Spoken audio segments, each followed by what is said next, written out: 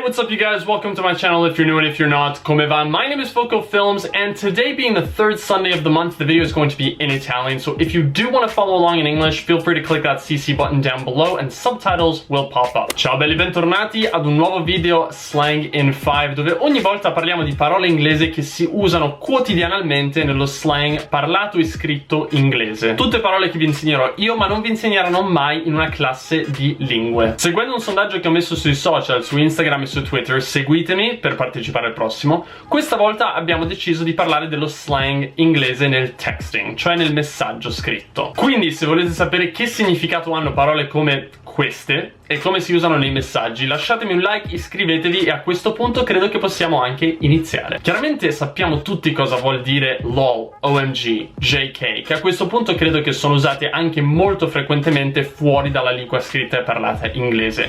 Quindi in questo video non starò a sprecare il vostro tempo con parole come queste, ma cose comunque molto comuni, forse anche più comuni a questo punto, che però avrete sentito meno o forse per niente fino a questo punto. Diciamo che iniziamo già a un livello un pochino più intermediato, a partire da RN. RN in inglese è un acronimo che rappresenta le parole right now, cioè adesso, e si usa per sostituire le parole right now nel contesto di un messaggio. Si potrebbe dire I'm grocery shopping RN, can we call later? Oppure I'm not home RN, che mi suona strano dire RN perché comunque lo leggeresti come right now. Molto semplice da usare e personalmente questo acronimo si usa quasi sempre. Io non scrivo mai le parole right now in messaggio. Un altro acronimo super comune usato in inglese è IMO, che non è emo.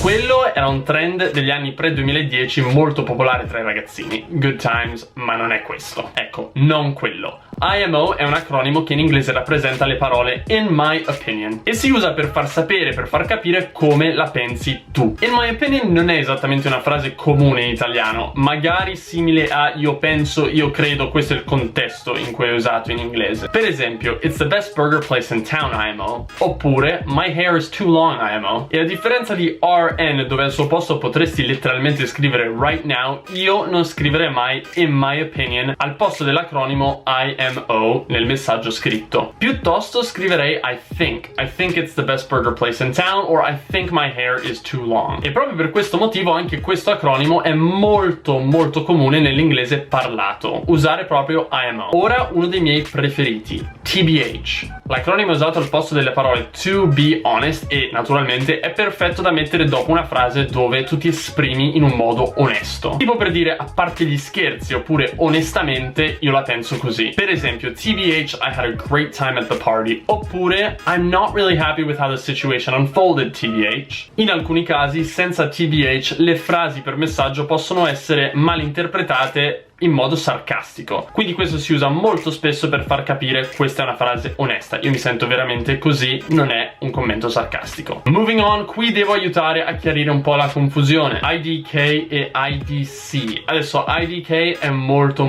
più conosciuto, ma non è da confondere con IDC, perché IDK è un acronimo che sta per le parole I don't know, mentre IDC è un acronimo che sta per le parole I don't care. Non lo so e non me ne importa. Molto diversi. IDK what he did at the party, IDC what he did at the party. Due conversazioni molto diverse da non confondere con IDKWTD. No vabbè, scherzo. IDKWTD che sarebbe I don't know what to do, che vabbè, lì passiamo a Slang in 5 livello universitario, quindi magari restiamo a questo livello per ora. Ok dai, ecco, adesso siamo alla mia absolute favorite texting slang of all time. Anche questa la uso nell'inglese parlato tanto quanto la uso nella sua forma originale, che è l'inglese del texting. Forse la conoscete. AF. Sì? No? Forse?